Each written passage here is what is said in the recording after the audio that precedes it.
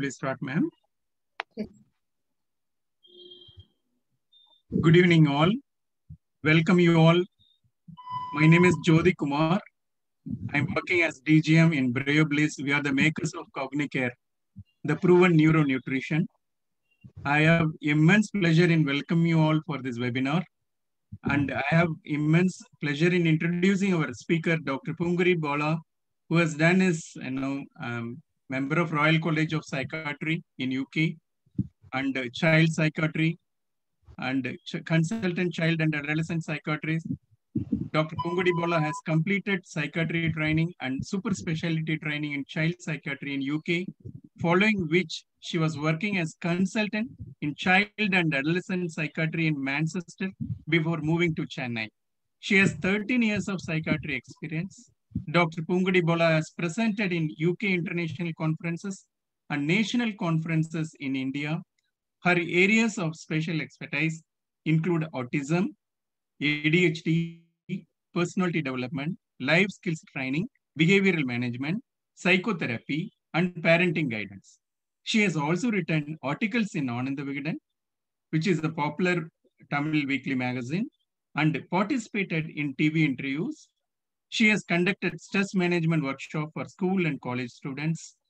Dr. Pungudi Bola is currently working as consultant child and adolescent psychiatrist in Kaizen Med Care, Chennai, and visiting consultant in Sri Ramchandra Medical College, Puru. With this brief note, I hand over the session to Dr. Pungudi Bola. Ma'am, over to you. Good evening, all. First of all, I would like to thank you, Mr. Jyoti Kumar and his team for organizing this, even though I think we are all a bit overwhelmed with the webinar. But still, we actually, during this COVID time, we utilized this time in a better way because of lots of webinars. It helped us to improve the knowledge. So hopefully we will move on to the direct session soon. So we are hoping, because we all had a vaccine recently. So coming back to the topic, approach to common child psychiatric cases. Like after a few slides, I'm going to discuss about the case scenarios only. Then I'll finish it in 40-45 minutes. Then if you have any questions, you can leave it in the box. Then I'll try to answer it. Then first of all, we would like to know what are all the common cases as a child adolescent psychiatrist we do see. Then we all know that the developmental conditions like ADHD and ASD or intellectual disability and the specific learning difficulty. Then most importantly, many parents are coming to me with lots of behavioral guidance. Then the somatoform disorder, then the school refusal. Obviously, even during this lockdown time, many kids are not able to attend this, not interested in attending the online classes. So still school refusal is going on. Then obviously self-harm and suicidal ideation, then sibling rivalry, which is very common. Then most importantly, gadget addiction. This is the most common case during this lockdown. Everyone got worried about the gadget addiction. But then most recent trend is kind of lots of some inappropriate watching videos, then sexual related thoughts or any sexual abuse. Then other conditions, these conditions we do commonly see in adults as well. The common mental health problem, like even the child can get these kind of the symptoms like any anxiety disorder or depression or any phobias, obsessive compulsive disorder or the psychosis or post-traumatic stress disorder, eating disorder, body dysmorphic disorder, and gender identity disorder. So how do we approach this child and adolescent psychiatric cases? The first thing is we are not going to deal only the child or adolescent. We have to deal with the parents as well. Sorry. So what normally I advise the parents to book an initial session with me, whether direct or the online, so that I'll get the background information about the child. Even when they come for developmental assessment, I'm going to talk to the parents only to get the developmental history. Then even the behavioral problem, first we need to talk to the parents. Then we'll observe the child or whatever the assessment we have to do. So ideally, it would be better if we could see the parents first. Then in the next session, we can see the child and assess the child. But most of the time, the parents come to us with the child. So in that situation, it's really, really important to ask the child to wait outside. First, talk to the parent, because the reason is mostly the parents going to come to you, and they're going to mostly raising their concern, like not studying or hyperactivity or whatever the reason, or he's upset, he's using mobile phone. So when the child is with the parents during the initial history taking session, obviously the child will perceive that, oh, my parents, my mom and dad are talking about lots of negative things about me. So the doctor is only listening to the parent, so she's not going to listen to me. So it will break that therapeutic relationship, because mostly in child and adolescent psychiatry, that counseling part is really, really important.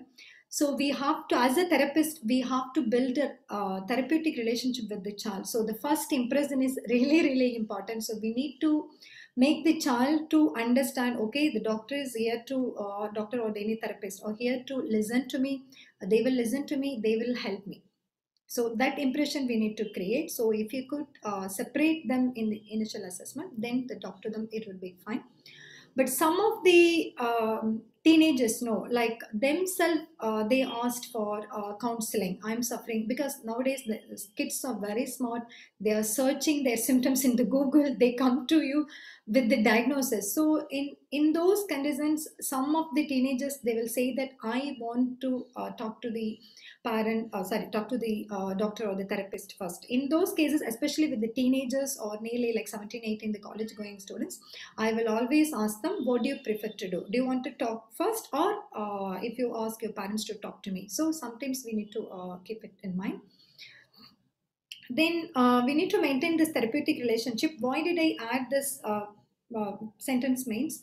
Most of my long-term patients know, they call me as auntie, because they don't call me as doctor. One way it's good, that it doesn't mean that I'm going to play a role as an auntie, but still it gives you the opportunity for them to build up some therapeutic relationship. They don't have the fear about, oh, we are going to see the doctor, they're going to inject me, or they're going to do something. So when we talk to them, especially when we do the counseling, they will listen to us. Even the parents feels very comfortable, because half of the parents, they will say that we are going to see one of my friend, those friend can help you how to study, then help you to modify those behavior. This is what they are taking. So it's okay to call me as kind of auntie.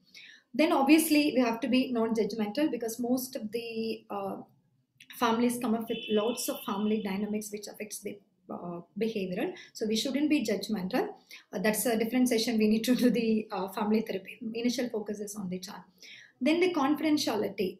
Why did I add this? Means as a professional, we all know that we have to maintain the confidential. But sometimes, especially the teenagers, when they come to me, they talk about this relationship. And even the school students, they will say that I'm in relationship, but please don't tell this to my parents. So now what do we do? If the 21-year-old is saying that, okay, I'm in relationship, but don't tell this to my parents. Okay, they are an adult. They have a capacity to take the decision. We don't have to tell everything, as long as there is no risk. But under 18 school kids, if they are saying that I'm in relationship, please don't tell to my parents, we need to think into that, because sometimes we need to break the confidentiality. Even some of the college kids, they were engaged in sexual relationship and all, they will come and tell me, the doctor, please don't tell these things to my parents. So what do we do in those situations? Maybe legally, I don't think so we have this kind of any kind of a specific laws, but ideally we know that after 18 they are able to take the decision, they have the capacity to take the decision. So we have to keep the confidentiality. At the same time, under 18, this is really difficult, especially the school going kids. So what I would do normally, I would tell the child that, see, you are under 18, still you are a child. So it's our duty to inform about this to your parents. But I'll take care, they don't scold you and all. So mostly I will get the permission from the child. Then I will tell the parents that, because they have to monitor it. Because most of the time, school going students, they are in kind of the fantasy relationship, they got into trouble. So it's better to inform the parents, they have to tackle it in a better way. Then another thing is regarding the self-harming. Many kids have requested, please doctor, I cut my wrist, please don't tell this to my parents. But in this aspect, if there is a risk to themselves or if there is a risk to others, we have to disclose it. So the confidentiality doesn't come here, because the child is at risk. So we have to tell the child, usually what I will do, I will explain this to child. See, you are hurting yourself. You need a help to support you. The family support is really, really important. I will explain it in a better way to my mom. So your mom will be understanding about your growth difficulties so that she can help you. So most of the time she will say yes. Then we have to break this self-harming or any kind of the suicidal thoughts to the parents. It's really important because the parents have the rights to know about what's the child's condition. Then when we see the child, whether it's a developmental assessment or the teenagers, any other mental health problem assessment, we need to look at the problem from the developmental perspective. That's really, really important.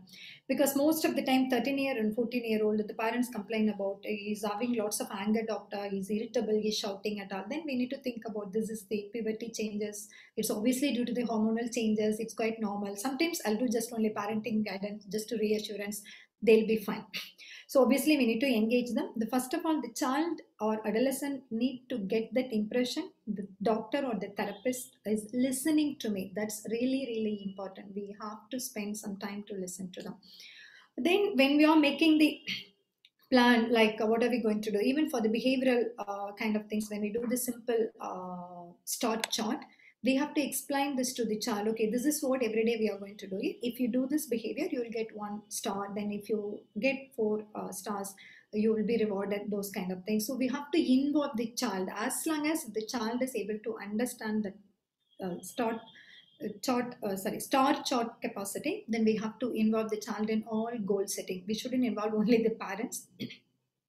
Then obviously we have to make the therapy active and fun. So in child and adolescent psychiatry, the therapy is not only, it never to be only to the child. We always have to involve the parents, because without their support, the child can't come out of their problem. That's really, really important. Most of the time, if the parents are understanding about the child's issues, we can easily deal with the situation. So it's really important to talk to the parents and make them to understand the child is having this issue. Then how do we talk to the teenagers? Because normally sometimes the parents will come and tell that, doctor, this is what she's doing it, but please don't tell this to my daughter, because I have told you about this, like she's having mobile phone until 3 o'clock, but please don't tell this to her. So if they say this, like, because the child will scold her mom, how come you can tell all these things, bad things about me? So we have to maintain the relationship. Now in that aspect, how do we get that kind of information from the child itself? Generally, if you ask that question, what's your regular routine? The child will say that I wake up at only at 12 p.m. in the midnight. I'll go to bed at 8 a.m. I watch TV for 8 hours. Then if we ask, do you think that this is the right thing to do? Then the child will say no. Then the child will feel ashamed. So if you ask this regular routine, most of the behavioral problem, you can easily bring it out from the child. You don't have to say that your parents complained, all those things. So if it comes from the child will realize that this is what I'm doing it. So it's easy to do the counseling. Then also the child knows that sometimes we have already spoken to the parents. In that case, we can do some summary. Okay, this is what your mom said, but I'm interested in your in your vision. So can you tell me what's your concern? Then you can always ask, do you have any questions? Then sometimes some of the children know, especially the teenagers, they will say that I don't have any issue. This, you have to treat my parents only. So in that case, the first thing is, okay, I agree. Maybe if they say that, if they're very reluctant, sometimes they are very reluctant to see the therapist or the doctor as well. So in that case, maybe in the first session, you just talk about the other things, try to build up the relationship. Then slowly you ask, okay, what do you expect from parents to change?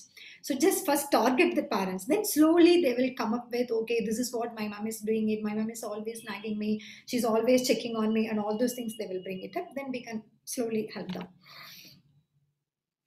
Okay, we are going to the case scenarios, but today I'm not going to discuss about any ADHD and ASD case discussion, because I know lots of webinars have been done under this developmental condition. So I'm going to skip those 2 conditions today, even though these 2 things are very common in child psychiatry. But however, I would like to discuss about something. What it is? It's a breaking bad news. I know if you are a doctor, we all know that we learned how to break any bad news for any physical conditions like cancer or any chronic conditions. We have to follow that certain techniques, no? So even in the child and adolescent psychiatry, if you are explaining some of the conditions, especially younger or very young parents with the child with the developmental assessment like autistic spectrum disorder, intellectual disability, learning disability. And if you say that your child can't go to normal school, your child needs special school, definitely it will be a shock to the parents, because the parents know they're all very young, they're having lots of expectation about their child. So if we say that the moment if we say that the autism words, many parents tend to cry, because we can understand, because it's their emotions, because they tend to look at that only the severity of the conditions in the media, they don't know about the milder severity. So it's like we have to handle the parents as a kind of, what do we do if we break the bad news. So how do we do this session? Once after completion of the assessment, first if we are going to breaking up the news, okay, your child has got autism or intellectual disability, the first thing we have to be prepared to spend our time at least an hour, minimum 30 minutes to hour. If you have other patients or waiting in your clinic, please don't try to explain these things, because if you are in a hurry, the parents will not get into that kind of clear explanation, or they can't clarify their doubts. So make sure you will have enough time. If you can't do this, ask them to book another appointment, they can come, then block the time, just explain it in a better way. The first thing is, we can't say that name immediately. So first ask them, because most of the time they read it from the Google, they have got some idea. So just I usually ask, did you read anything from Google? What do you think? Have you had previous assessment? Because some of them, they come for the second opinion. The second, especially in the developmental assessment, many parents go for second opinion, because when we say the diagnosis, it's really difficult for them to accept it. So they try to get the second opinion. It's okay, it doesn't mean that our diagnosis is wrong, because just the parents just they're taking time to accept that condition, so we can give the time. There's no harm in doing this. Then, and also the other thing is, we shouldn't give any false hope, especially when they ask about the prognosis. Okay, it will be cured or they'll be fine. No, we shouldn't do it, because for 2-year-old, you can say that, okay, attend this therapy, the child will be fine.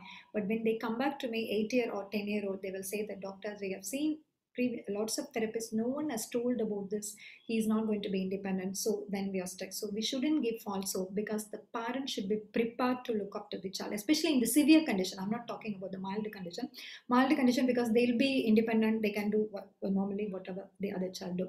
But in severe cases, if the child is not going to be independent or partially dependent on parents, the parents have to make an arrangement. No, the first they have to be prepared, especially the working people, mother and all. Many of them asked advice about, can I, because they're all taking long leave to take the child to the therapy centers and all. So we need to understand from their perspective, because they're sacrificing their career, they're spending lots of money. So we need to understand from their perspective. Then, so don't give false hope.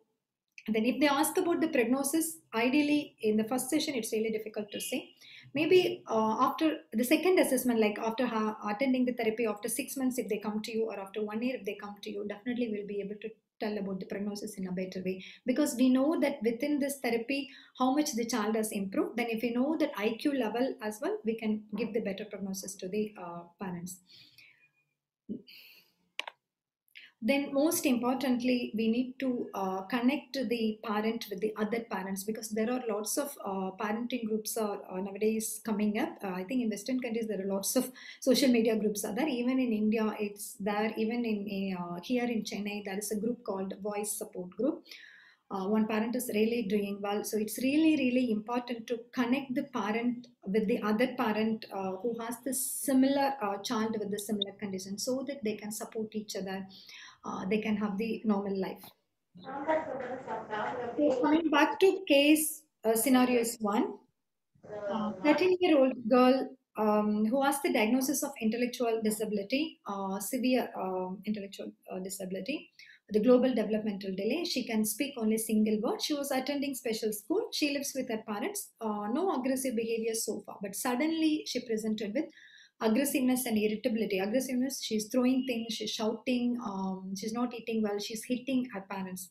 So just sudden changes for a week. Then when I took that history, I found that she had a fever a week before. Since then, she did not attend the school. Then also they noted that she was having some rolling up of eyes twice in last 2 weeks.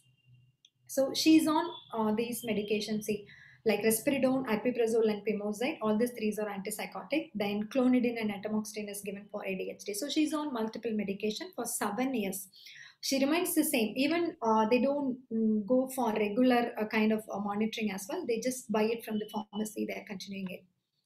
So finally, what happened? It was proved that she was having seizures. That's why, because of the seizure activity, she behaved differently. Then, seen by the neurologist, started on anti-epileptics. But the thing is, what is the cause for seizures? In this case, we need to look. She's on multiple medication. All the antipsychotics will increase the risk of seizures. Especially, I noted that she did not have any follow for the last 4 years. She was literally getting the medication from the pharmacy. She's continuing it.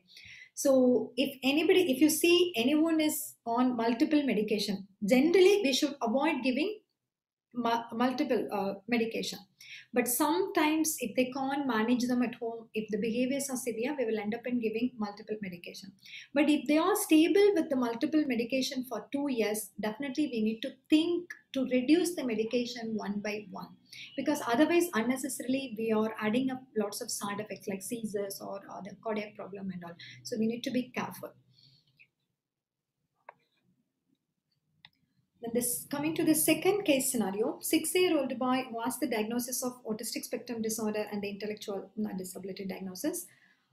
He again showed, this boy was saying only recently, 2 weeks ago, he was showing aggressive behavior for the last 1 week. He was banging his head badly, then he was pinching himself. It's happening for 1 week duration. Then he refused to do OT activities. Normally he was a very cooperative child. Then we came to know that dad was quarantined because dad was diagnosed with corona. So what is the issue? It is a challenging behavior due to environmental reason, because his dad does lots of routine activities for him. Because he was quarantined in the room, even he knows that the dad is inside the room, but he can't understand why dad can't come out of the room. So this is the problem. So the child shows his feelings by showing this challenging behavior by hurting himself. So what we did initially, I tried to explain to the parents. Usually, when the when the dad come out of the quarantine, usually it's going to be settled. So don't worry. But until then, it was really difficult to manage the child because he was pinching himself. There was lots of wound on his face. It was bleeding. It was severe. Okay. Then so what I did, maybe in that situation, I have to add some medication to calm him down. Then he was settling down. Then finally, after a week, when the dad came out, he was perfectly fine. So when any kids showing the challenging behavior, we have to find out the reason. We need to take the history. Like, is there any reason for physical health problem? Mostly constipation and tooth caries. It is very common, or tummy upset and all. This is very common. So we need to rule it out with the help of the pediatrician or the dentist. Then the second thing is environmental changes. Like in this case, dad was quarantined, or sometimes during this lockdown, I had lots of kids they were struggling because they couldn't attend the therapy sessions. They want to visit the school. Their routine was disturbed, so they can't understand why can't they open the school, especially when they see their sibling who's studying in normal school, they're all having online classes. So why can't they have online classes? Because for the special child, online classes are really difficult, no? So if they can't understand, so that will be expressed as a challenging behavior. Then any form of abuse, usually, even though it's rare, it's happening, any form of physical or sexual abuse. So we need to look into that. Then obviously the medication side effects. So how do we treat this challenging behavior? First, we need to treat the cause. If you are able to find out the cause. Usually, if we talk to the parents, we'll be able to find out the cause. Then, obviously, we have to do the distraction techniques, engage them in other activities. Then we can send them for behavioral therapy and all. The medication is the last option, because especially during this lockdown, I ended up in prescribing medication because they can't go for therapy. The parents can't handle the child behavior. They are getting stressed, so no other option. So the last option is medication. Then coming to case 3. Scenario, 16-year-old boy preferred to stay in his room. sleeping only late night, like he was going to bed at only 4 a.m. or 5 a.m. Then he was using mobile whole day. Then he's showing anger, irritation, unlocking the door. He was just wanted to be isolated in his room. He was not interacting with family members. He was not taking care of himself well. Like he doesn't take bath. He doesn't eat well. Then obviously her academic performance is coming down. So what it is? Obviously it's a gadget addiction. This is more common during this lockdown period. So what do we do for this? The first of all, we need to do the counseling for the parents. They have to take the control of their gadgets use. They have to limit the time. Even for the smaller kids, they have to limit the time. They have to remove the gadgets from the apart from attending the online classes. Then most importantly, the parents shouldn't allow the child to have any social media account. For the school going kids, it's a kind of regular things. I will always tell my clients and the parents, don't allow your child to have any social media account, because when they start posting the picture or when they start looking at others pictures, they are easily get influenced in a wrong way. You know that we had a lot some incident happened in the school group in Delhi. They bullied the girls, no? So this is what the parents have to monitor it, the first thing. Then to the child, we need to make the child to understand the consequence, because lots of cyber crimes are happening. Many times the photos can be changed into other things. So this is what happening. Then parenting control, they have to take the control. Then and also the modeling parents are really really important. If the parents are saying that you don't use mobile phone after some hours, but if they are using it for always, then the child will ask you the question, my mom is also using always. So first the parents have to change their condition. One of my client, you know, what they did for the teenagers, all family just they sacrificed their smartphone for a month. They all moved to simple button Nokia phone. Then finally the child was a little bit upset for 3-4 days. Then when the child saw that even others are not using the smartphone, the child accepted it. So the modeling of the parents role is really really important. Then obviously we need to think, why are they going for gadget addiction? Because they don't know what to do. So family time or engaging them in other activities are really really important. For some of the teenagers, especially when they are 16 or when they are 22 23, older people, know, older means I meant adult, young adults. When the parents try to take the control, they are shouting, they're threatening their parents. I'm going to shout, I'm going to close the door, or then I'm going to make a noise, so that the neighbors will get worried about what's happening, so that the parents can be threatened. They are doing all this behavior. So what do we do in those cases? Admission is needed. I know usually we admit for only alcohol addiction and other drug abuse addiction, but nowadays we know that this gambling gadget addiction is added as one of the medical diagnoses in DSM-5 as well as the ICD-11. So if they are violent, if the parents can't take the control of it, admission is forceful admission is advised, as like what we do in alcoholic addiction.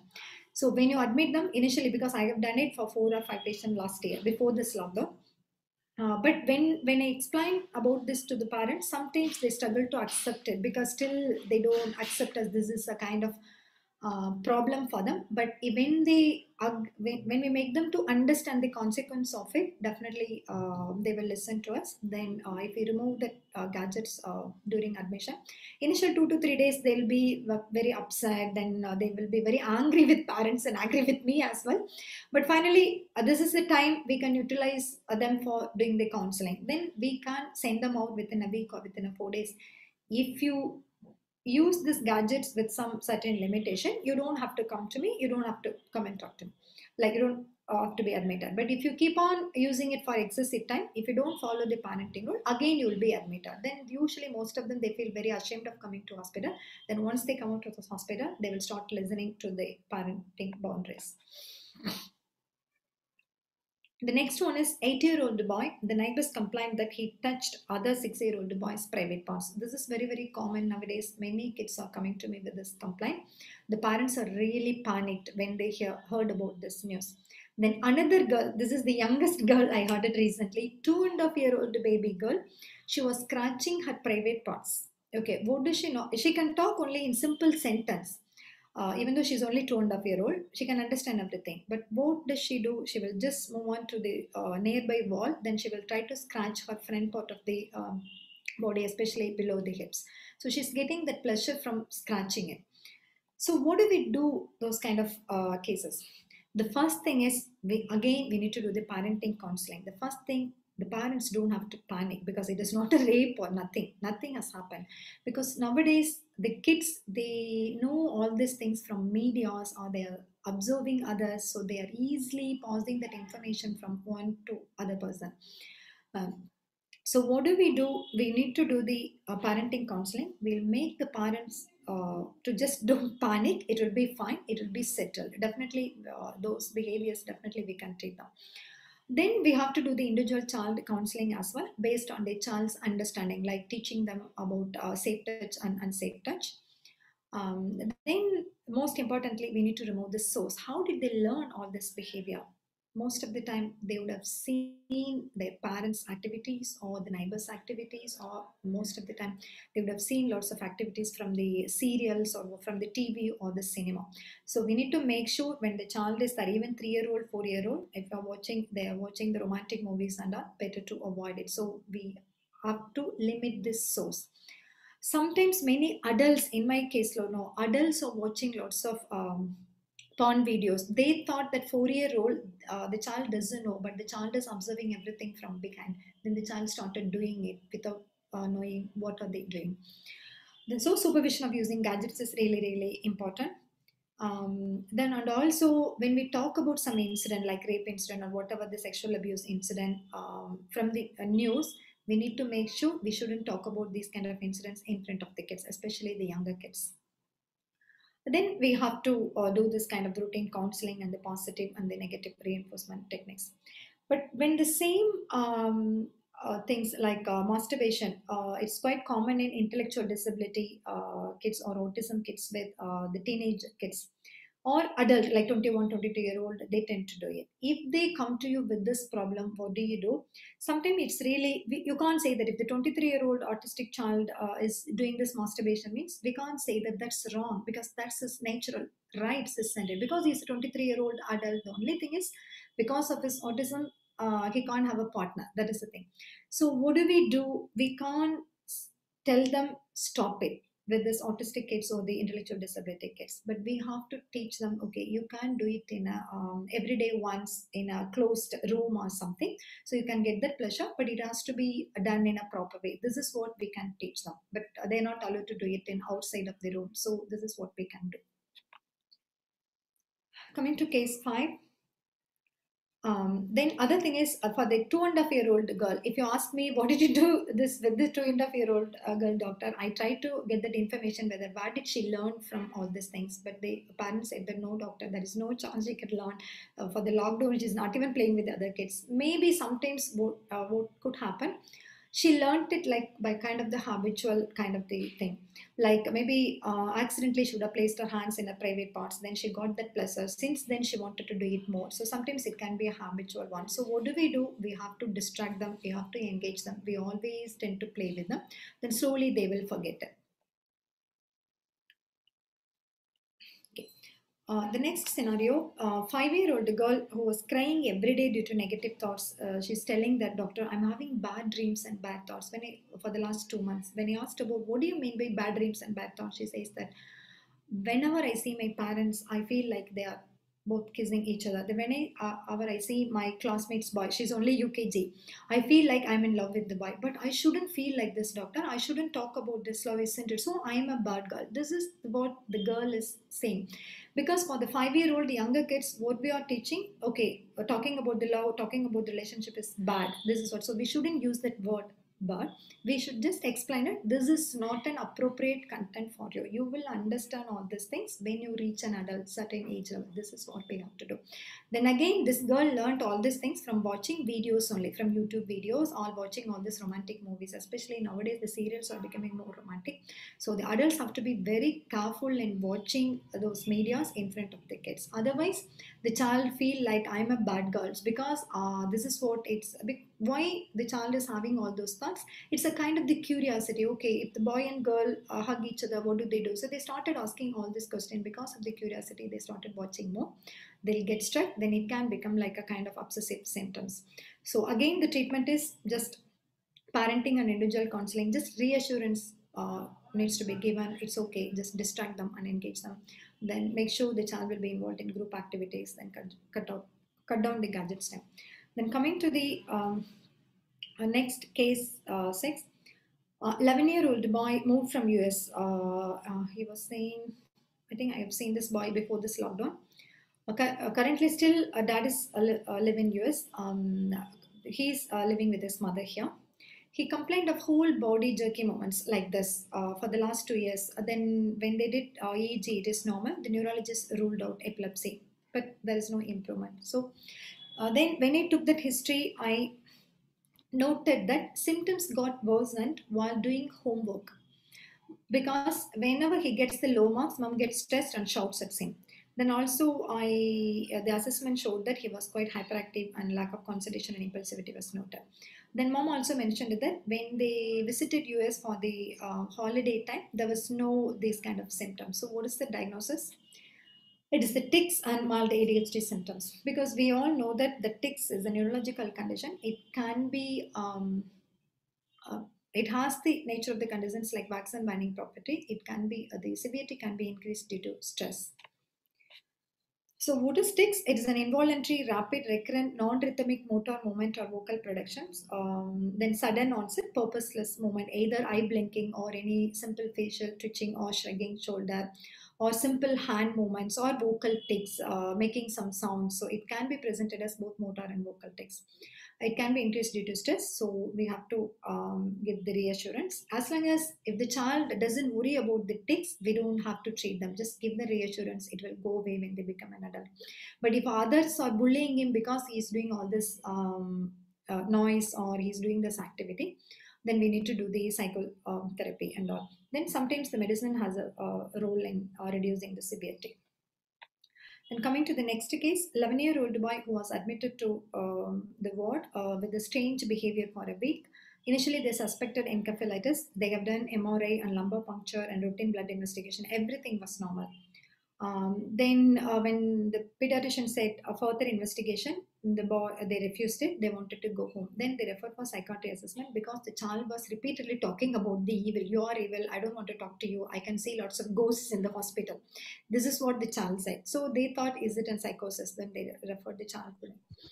Then when I took that information, I found that he had a history of fever and cold, but he was treated at government hospital. The blood test was normal. It didn't get better, so attended the local doctor. Again, he was given some antibiotic. It was fine. So the child was initially admitted with strange behavior, but once the child was admitted, everything was settled down. But he was trying to say all this nonsense things, kind of, you're evil, go away, I want to go home, you're all stupid, and all these things. I can see the ghosts and those things. So then I noted, if we don't disturb, like any hospital staff nurses, if they don't come near to him, then he was happily playing in the mobile phone, he was okay.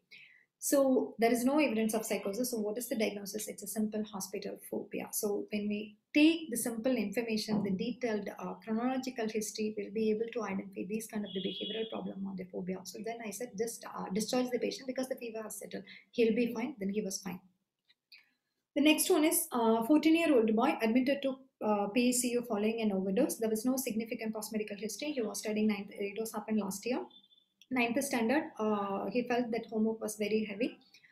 He didn't finish that assignment or something. If he goes to school, he'll be beaten up by the teacher. Still, I think nowadays beating the child is not allowed, but still it is happening in some of the school, especially the punishment. You have to write this essay 50 times, 100 times. I would say that these kind of the writing multiple times is stupid punishment. So we shouldn't allow the teachers to give it. That's all gone. That's happened long time ago. The child has the fear of going back because he has to write that particular essay for 50 times, or he has to be hit by the teachers.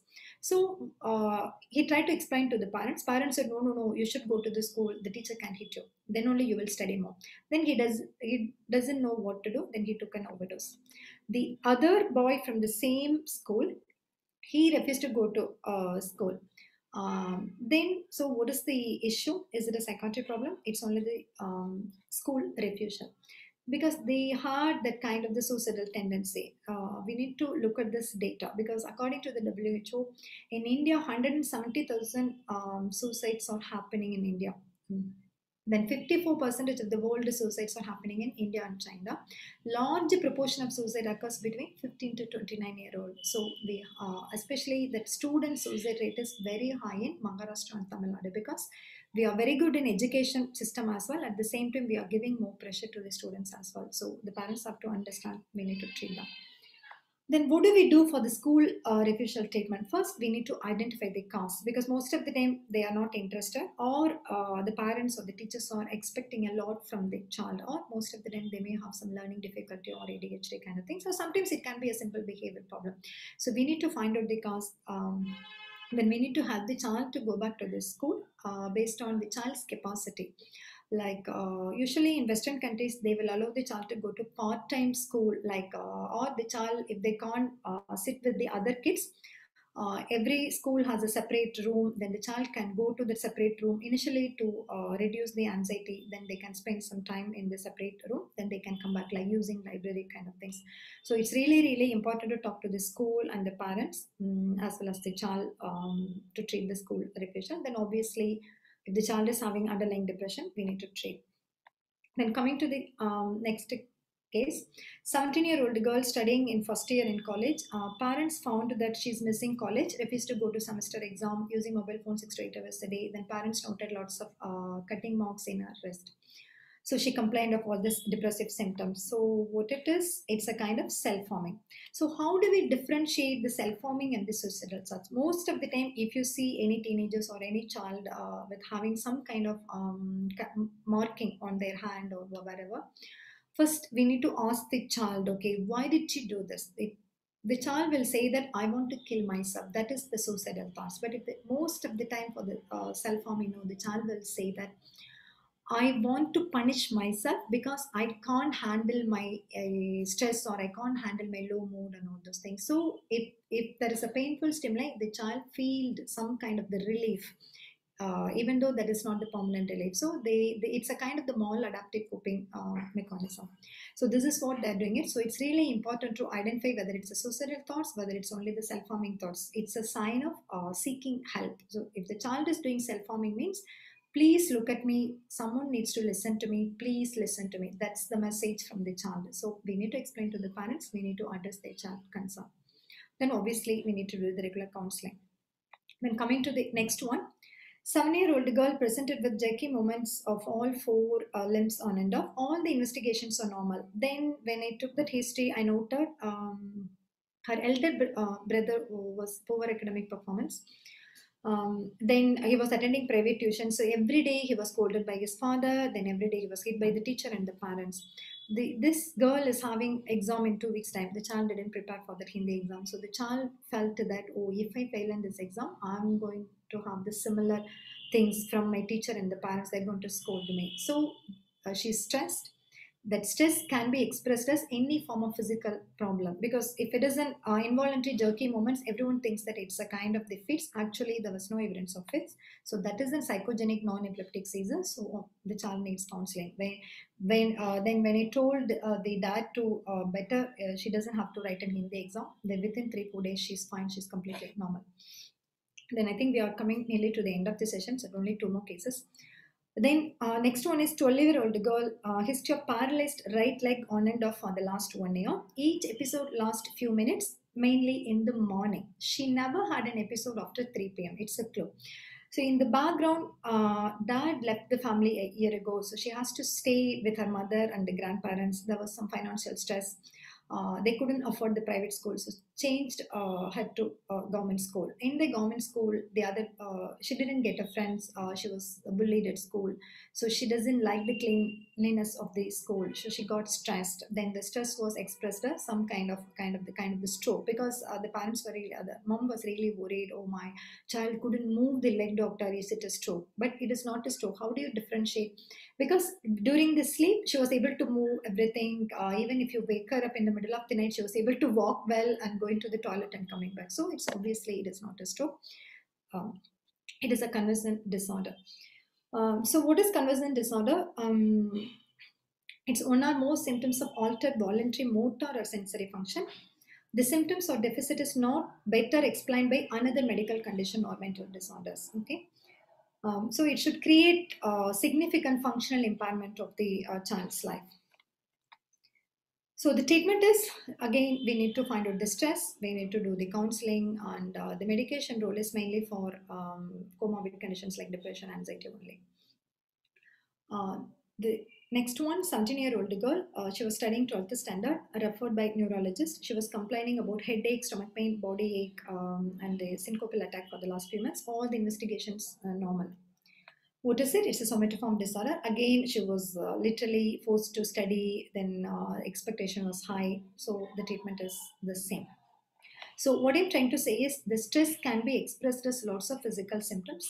For the parents, no, it's really difficult to believe those things. How come, doctor, she can have this kind of the jerky moment? It looks like a fix. I'm really worried that's a fix. But once the pediatrician or the physician ruled out all the physical health problems, then we need to take over. We need to make them to understand and we need to treat them. Then the last one, 4-year-old boy, was the normal development. He's not allowing parents to switch on the fan. He's not allowing mom to dry clothes.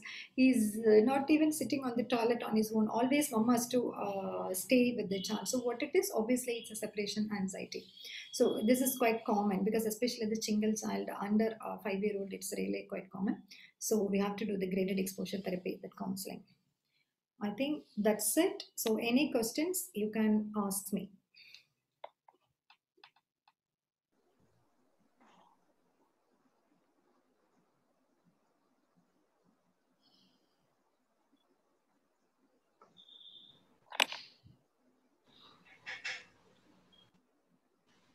Thank you, madam. So, Ma'am, there are few questions in the chat box, ma'am.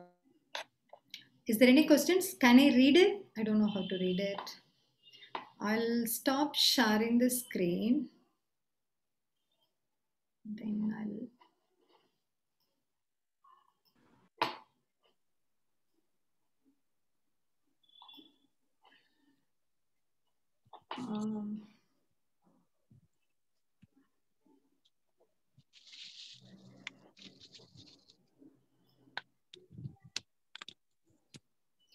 Okay, someone asked that approach to echolalia, treatment of acute tics, drugs and duration, treatment of panic attack, treatment of depression, drug and duration. Okay, there are 4 questions. I'll answer one by one.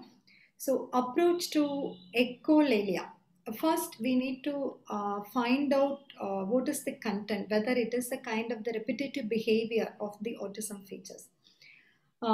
Based on the child's understanding level, IQ level, sometimes the older kids, if they're able to talk, they'll be able to understand. If I do this, everyone will look at me. They feel like it's a bit different. So we can do the counseling if they are having that kind of the understanding level. But some kids, their understanding level is slow. They do it for repetitive behavior or the sensory needs. So in that condition, the only option is we have to engage them in other activities. Like when they are doing those things, then you can just call them, then give the toys or ask them to go and check what is outside or show some videos and all. So the main thing is we have to do the distraction only. Obviously, if they are engaged with some activities, like they are attending occupational therapy or they're doing lots of small life skill works, like making bag and all, lots of vocational training one, then it can be controlled. But if they are really shouting, screaming, because especially some of the teenagers, adult, like 20-year-old autistic kids and all, sometimes if they can't come out of the house, if they repeatedly doing this echolalia, there is some medication role, even though there is not much literature evidence. But usually in a clinical experience, we tend to treat them as a kind of the obsessive kind of thing. So if we start some SSRIs like settling, they will respond it. Sometimes we can give some antipsychotics. So it will help them to calm them down.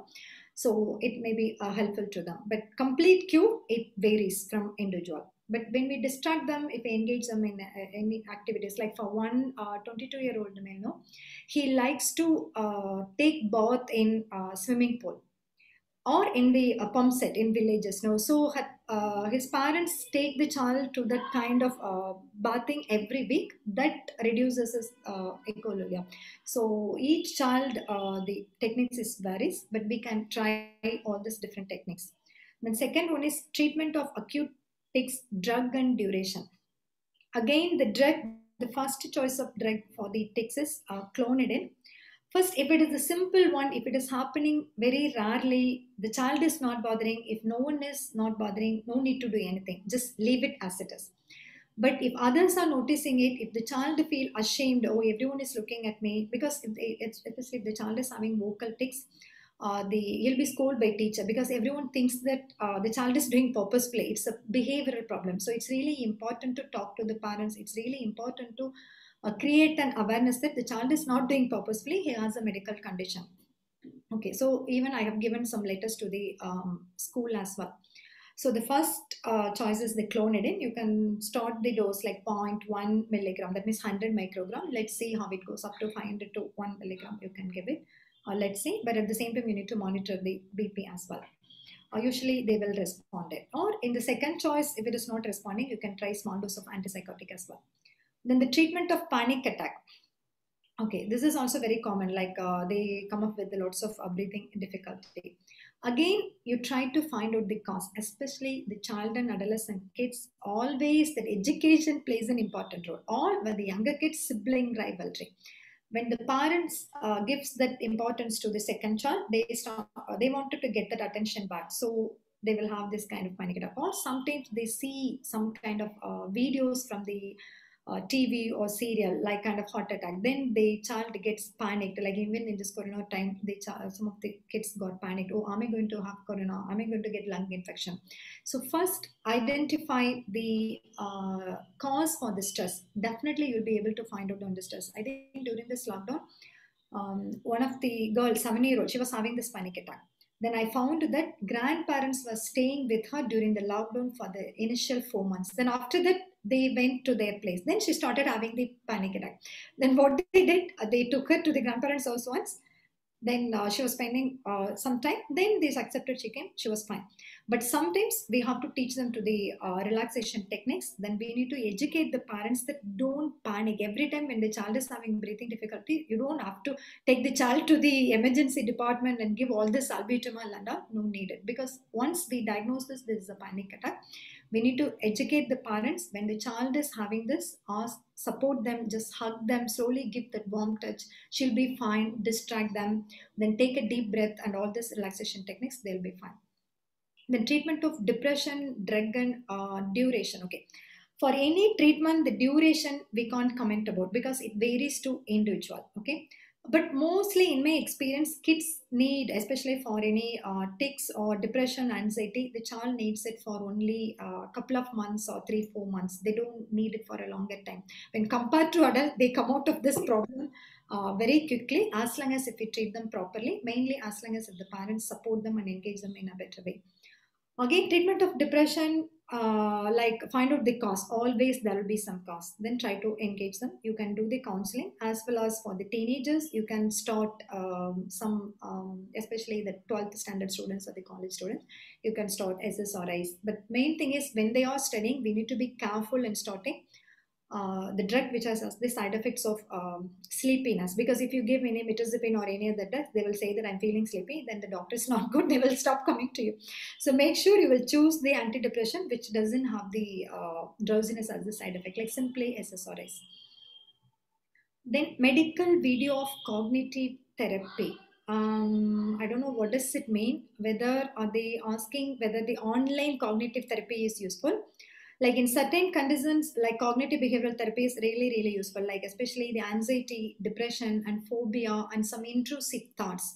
Because many kids, when they are isolated at home during this lockdown, they started having all this negative experience. Oh, parents scolded me, or my friend bullied me, and all those things. So I'm getting all those intrusive thoughts. And also for those kids, if they are stuck with this kind of negative thoughts, cognitive behavior is the best treatment. The main thing is the age limit is as long as if the child is able to understand the concept of the thoughts, feelings, and behavior. That's a triad, because what is cognitive behavioral therapy? We are making the to understand our behavior is all related with our cognition and the thinking. So as long as the child is able to understand, like 6-year-old, 7-year-old, we can do the cognitive behavioral therapy. For the intellectual disability kids, we can't try this therapy. I think someone asked me what is cognitive behavioral therapy. That's what I said. It's a type of structured counseling. It's a type of psychotherapy. When compared to other therapy, this is very useful. Even in my clinical practice, I do it with many kids because the basic concept is most of them, they come to you with some behavioral problem or some anxiety and the depression. So they have something in their mind. So their thought is deciding about their behavior. If the child feels like I'm not having friends, I can't go out and play, the child that's the child's thought. Then the feeling is obviously the child feels upset. Then the behavior is the child doesn't want to talk to anyone, the child can't sleep and all these things. So if I make the child to understand this relationship between thoughts, feelings and behavior, that is the connection between cognition and behavior, then the child will understand why I'm feeling this, why I'm anxious. Like for example, am I going to get corona? Is my parents are going to die due to corona? So you can just explain that this is only thought, this is your negative thoughts. Then all those negative thoughts should be changed into positive thoughts. Okay, what is the evidence for your negative thoughts? These thoughts are not the real thoughts. It's not a real fact. It's only your thoughts. So try to think about some positive things. Try to distract yourself. Then you'll be fine. So this is a kind of the cognitive behavioral therapy. But generally, we need to have weekly sessions, mainly minimum 6 sessions. But in my clinical practice with kids, no, even 2 to 3 sessions are fine. There, especially the phobia and the fear, no. Mainly the other scenario is the kids watches lots of ghosts movies. Recently that Penguin was released, here. Then they watched that movie. Then I had few cases of someone is the Joker is coming to take me, kidnap me, and all those things. In those kind of the cases, no, this cognitive behavioral therapy, this based the just simple techniques. The 1 or 2 sessions, if you explain it by drawing and all those things, you have to teach the parents as well, so that every time when the child is having the negative thoughts, they could utilize the techniques. So it will help them to come out of this problem. Then approach to thumb sucking, age we need intervention, how to intervene. Okay. Again, thumb sucking, it's quite normal under 2-year-old boy or girl. Like after 1 year, you'll try to if you say that every time when the child keeps the thumb in the mouth, if you just scold them, or if you say that no, you can't do this, this is a bad behavior, the child will try to listen. But the normal kids, it's okay. Then sometimes even some of the normal kids, they don't listen. They will go to the other room. They will try to suck. In the cases, I think there are lots of some kind of oil, or sometimes they'll use some different oils like neem oil and all. They'll just try it. Then it works for some of them. For some of them, they'll sleep only during the sleep. They'll do it only during the sleep. So every time when they do it, just you remove that thing from them. They'll get used to that. Okay.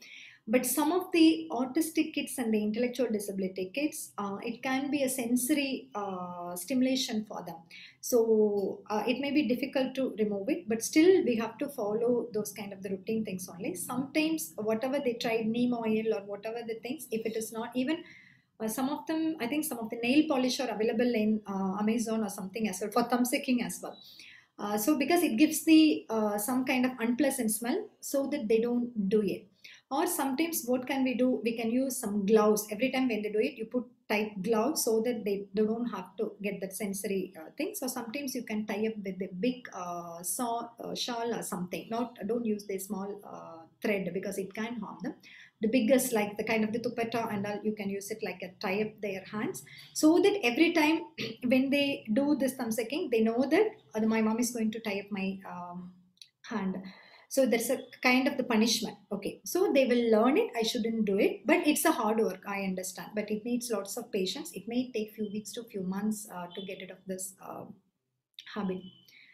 Then another one, treatment to autism. Okay. Purposefully, I avoided that autism and ADHD things because lots of webinars have been conducted. But simply, if you ask me what is the treatment for autism, it's only the simple therapy based on their severity. Like if the child is having the speech delay, not having the social interaction like eye contact, and he is not responding to name calling, or the child is doing repeatedly saying something or repeatedly doing some actions, or the child is having some sensory issues, that occupational therapy is the best treatment. The child has to attend the occupational therapy first. to focus this concentration. Then once the child is ready to sit and listen, they can start the speech therapy. Then obviously if they have some kind of the learning difficulty, then the special education also needed. The medication doesn't have any role in autism apart from this. What is this? If they're having any behavioral kind of difficulties. So sometimes if they don't sleep, we will stop giving medication. If they don't some kind of behavioral like anger, irritation and all, we may have to start some kind of antipsychotic or antidepressant just to the purpose of the calming them down. Just we can take them, but comorbid conditions only the medications available. There is no other kind of the medications that treat the conditions. Okay.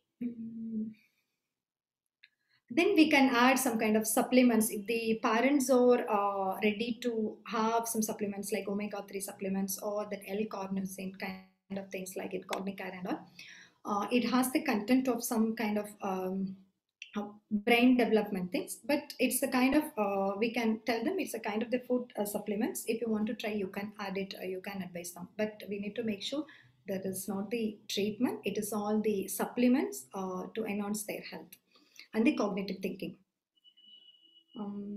Then how do they get the therapy during pandemic? Okay. During the pandemic, it's really difficult. Like sometimes, I think now they started opening the therapy centers. Like sometimes they conducted online therapies, but we know that the online therapies are not effective as in direct session, but something is better than nothing. So many parents, what they do if they are part of the some parenting groups, what they do, like kind of they talk with each other, then they'll get some ideas like OT sessions, that videos or speech kind of the therapy. This is kind of you can do. So the parents can try, mainly they can try simple exercise or simple teaching skill like teaching single words and all they can try. Then intervention for hand flapping. Okay. Again, hand flapping is a kind of repetitive behavior. Okay. If the child severity is high, it's really difficult to change it. Okay, but usually it gets better when the child grows up. This is what it happens. So again, we need to distract them. But sometimes when the 2-year-old, 3-year-old, when they are excited, if they are doing it, we can't simply scold them to stop it because they have to be a little bit grown when we explain it. Okay, don't do this. A 5-year-old, 6-year-old can understand, but 2-year-old they can't understand. So don't try to stop it. Just give some toys.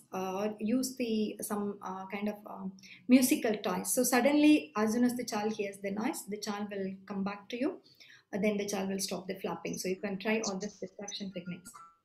Then what's your comment on the special children who are not getting in-person therapy? Stem cell therapy in autism. Okay, special children are not getting person therapy. I can't understand what does it mean. Ideally, if the parents are affordable, they can go to that occupational therapy because mostly we have only private centers. There are some government centers like NIBMETs and available. But the thing is, if the parents are living in remote places, it's really difficult. They are not having that opportunity. This is how the parenting support groups will be really useful because they can pass that kind of the videos. The parents can get trained because some of the therapy centers are doing only for the training for the parents for speech therapy, occupational therapy. So they can see those videos and they can try their best. Then stem cell therapy in autism, to be honest, we don't have any evidence that stem cell therapy is a treatment for autism.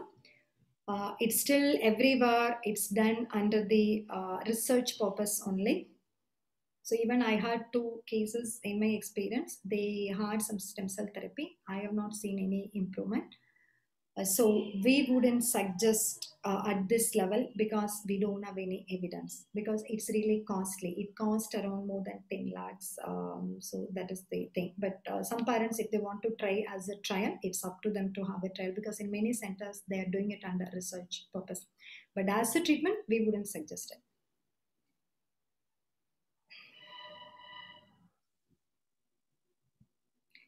Okay, there are many options for autism. What do you recommend for the alternative treatment? Okay, alternative treatment means I don't know what did they mean. Mainly the occupational therapy, speech therapy, and all those things only. Alternative means, or you meant about this kind of Ayurvedic and the massage and all those things. Maybe when we think about the logic, like because I know that some of them they're going for massage, they're getting that Ayurvedic massage. Some again we can take it. It is a kind of the occupational therapy itself, no? Because it gives calming effect to the child. To the massage, the child is getting calmed down, so their irritation can be relaxed, isn't it? So in that aspect, we can think it may be useful, but again, as a allopathy doctor, I can't comment about it. But any kind of things which makes the child to be relaxed, they can try. There is no harm in doing all this massage and all.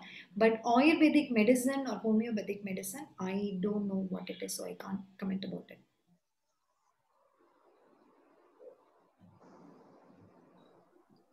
Okay, so I think that's all the questions. I have answered all these questions.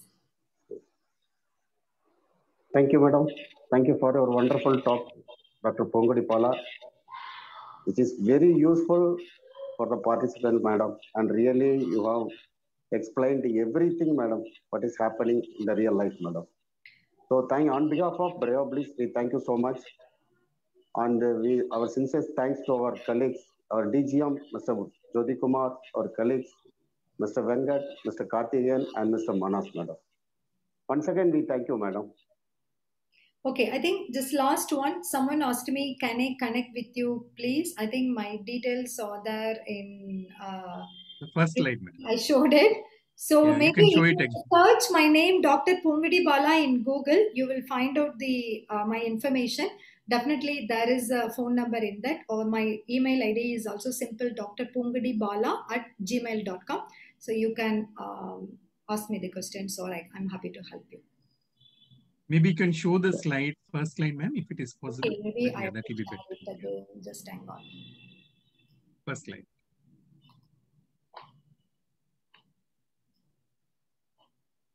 Yeah. And I think the last slide I have to go. Last slide, ma'am. Yes, last slide. Yes. Yes. Okay, okay, it's my contact number, and this email ID is there. So anyone wants to contact me for guidance, they can contact me.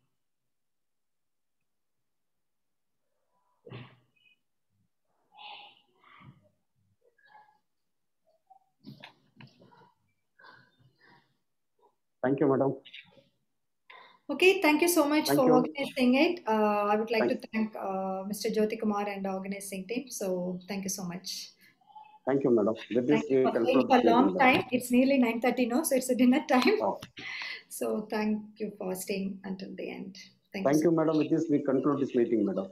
Okay, then. Thank you so much.